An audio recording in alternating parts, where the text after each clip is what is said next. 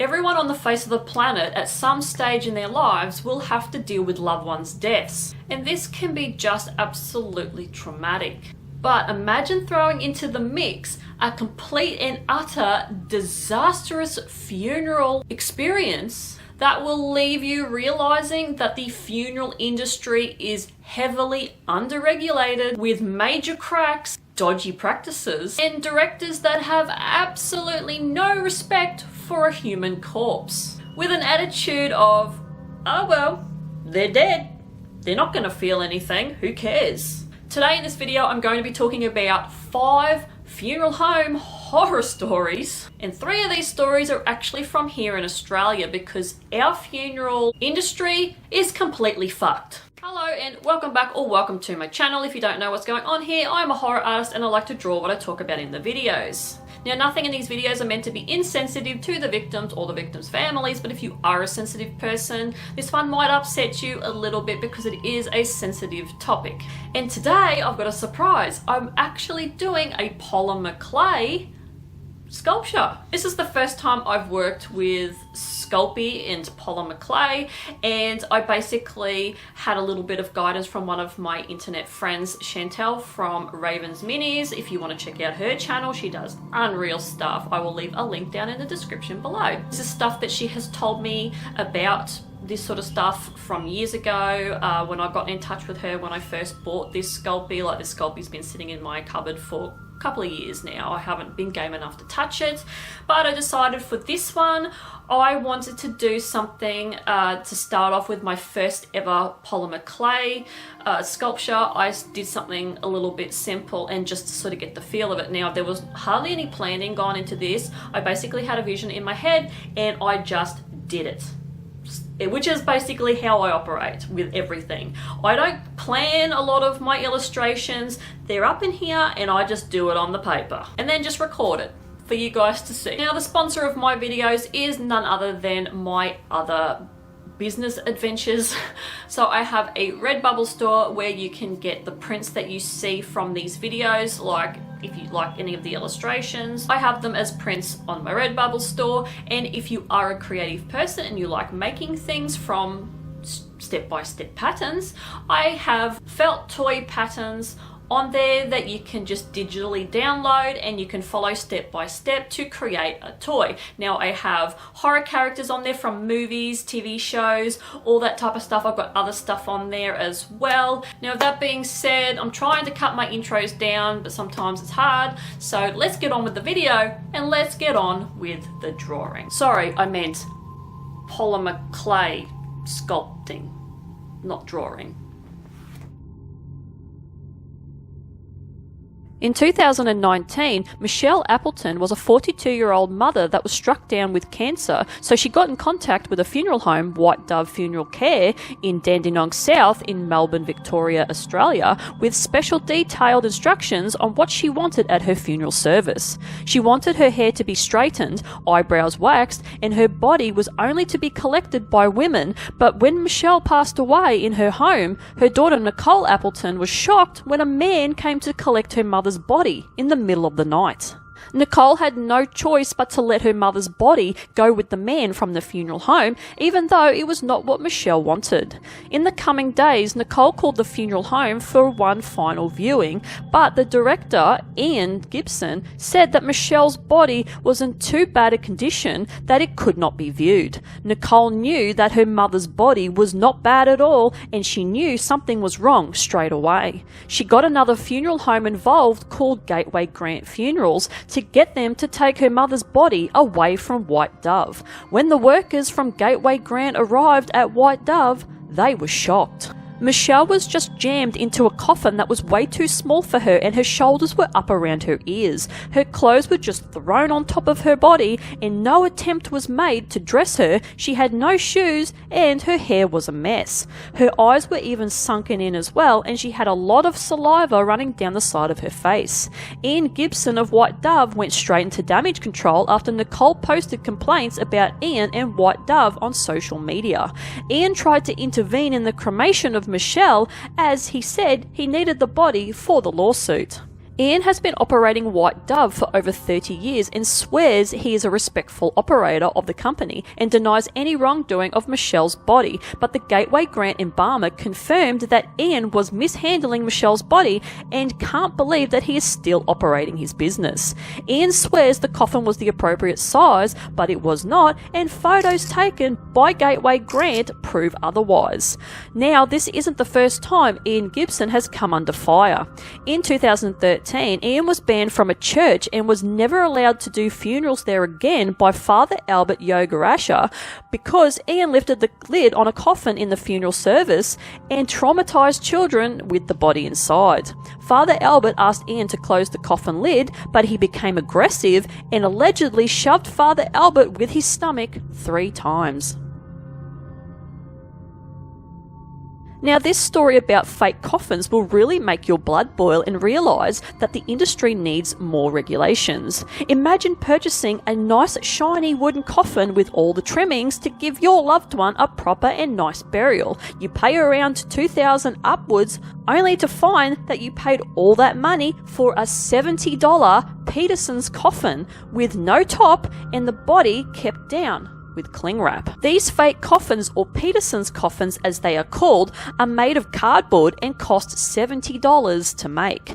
Unexpecting family members think they are purchasing a proper coffin, but the Peterson's coffin is dropped into a shiny, nice looking wooden outer shell with no bottom, and once the service is done, the shiny nice shell is taken away and the Peterson's coffin remains, and the person is cremated in it and held down with plastic. There is a law that states that people need to be cremated in a proper, fully enclosed coffin made of wood.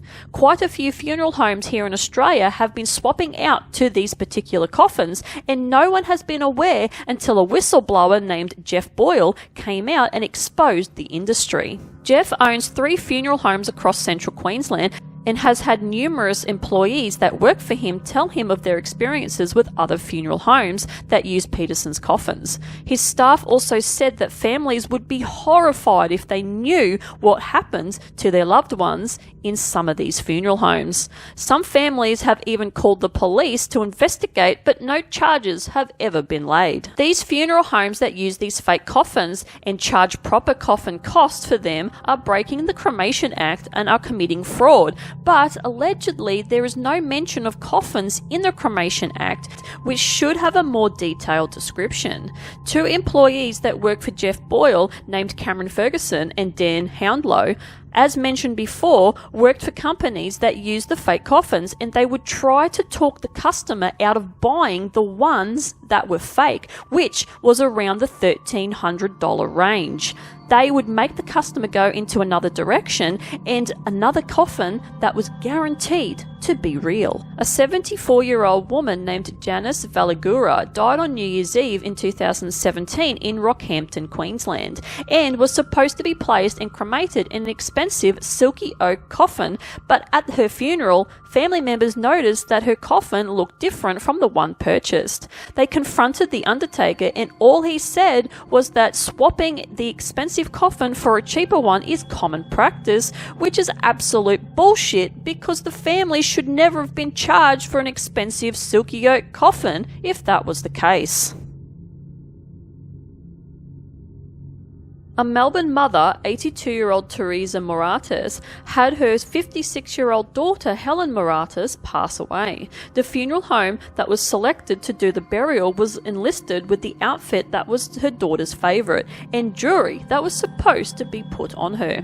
But Teresa suspected something was wrong when the Orthodox Funeral Service Director, Peter Tiatsis, told Teresa that she had to keep the coffin closed as the coroner had locked it up.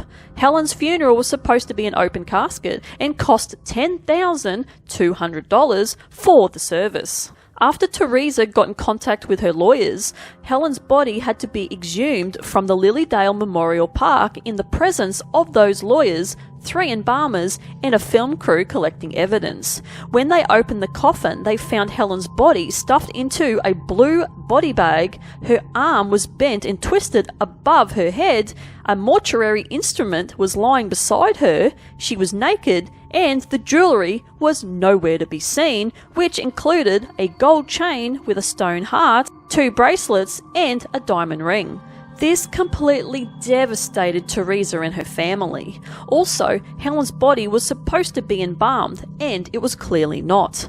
After Helen's body was exhumed, Peter's home and funeral business in Oakley South was raided, and the missing clothes and jewellery were allegedly found. After this incident, other families that decided to go with Peter's funeral home are now thinking of exhuming their loved ones to see if anything was done to the requests made to the funeral home. Kristen McMahon buried her 16-year-old son Andrew Avram after he died in a car accident and chose Orthodox funerals for the service, and like Teresa, they were not allowed to have his body on show, and the day of the funeral the coffin was locked and closed.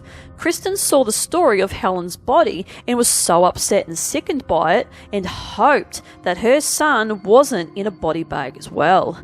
There is a lot more stories from former clients of this particular funeral home that all state the same thing. Open caskets were turned into locked and closed services when the families paid for a different service. Peter has been accused of stealing from a past employer and is known for not paying bills, and has repeatedly threatened Channel 9 here in Australia to sue them for defamation. A funeral home in Carlinville, Illinois, called Hines Funeral Home, is being investigated after giving dozens of families the wrong ashes of their loved ones. Terry and Vaughn Renfro rang the home in question about the remains of Terry's sister. It took a long time to get the ashes, as they lost them, found them, and then lost them again. She died in December, and it wasn't until April they got the remains. What made it even worse was not only that people had received wrong ashes, but people were also receiving ashes for loved ones that hadn't even been cremated. Sangamon County Coroner Jim Allmon investigated the issues, and he said that in his 20 years of doing his job, he's never seen anything like this before, and Hines Funeral Home has been probably doing this for at least a few years. Terry found out that the ashes of her sister were indeed in the urn supplied, so they were one of the lucky ones. The last story we are going to end on today is one that is just crazy and takes the cake. A Colorado Springs funeral home called Return to Nature in Colorado was a funeral home that offered environmentally friendly burials and cremations. But on the 4th of October 2023, at least 189 decomposing bodies, and the body count is still climbing, were found inside one of the funeral home's private residence and had to be removed. The bodies were in such bad shape that DNA testing had to be used to identify each one.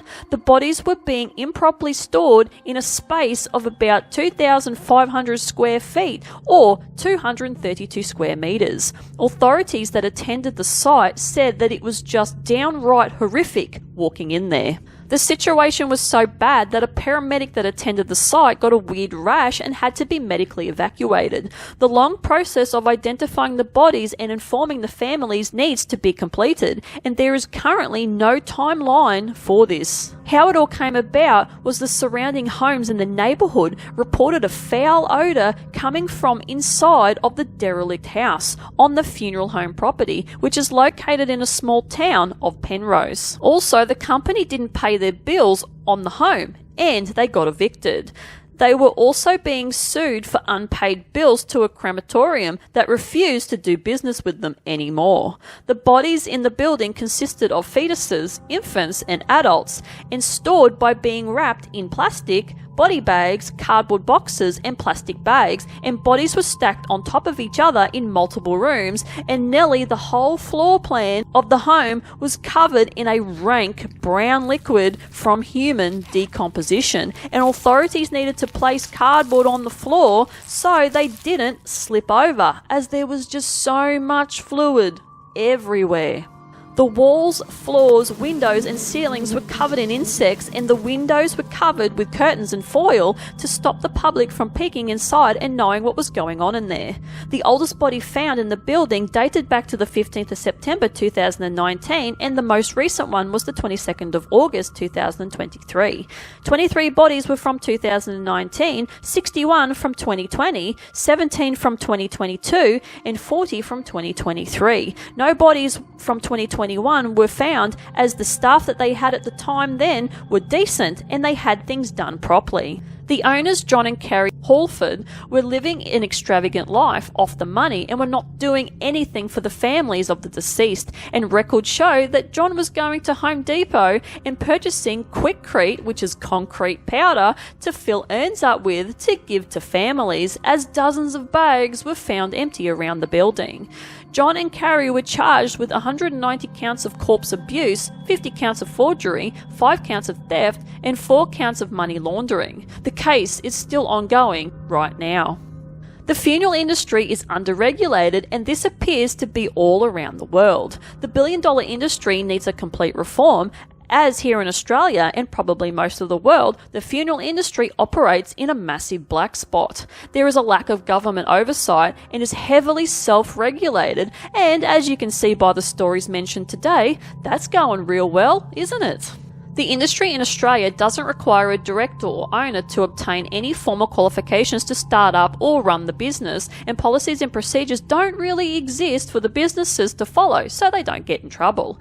Anyone can just start up a funeral home and be the director without anything. The push for mandatory qualifications to be a funeral director are trying to happen, as you can get a Certificate 3 in funeral operations. The government should be stepping in and treating the industry more seriously than it does, which blows my mind to why they aren't, but the government bodies are pieces of shit. The National Funeral Directors Association, that represents small and independent funeral companies, want the standards boosted and mandate training, and also want the power to close down unethical funeral businesses to never trade again. So what do you think about these horror stories? And what are the regulations, or lack of regulations, in your state and country? It sickens me to know that these companies are doing this to your loved ones, and I don't give a shit if these people are dead. The vessel in which the soul occupied should be treated with respect. Now, the illustration that I decided to do for the video today is obviously, from what I said at the beginning, is a polymer clay thing. And yeah, I created the coffin, a very small coffin, and this particular creature has basically been jammed into this horrid coffin, and it's woken up, even though it's like decaying and it's only like half a torso.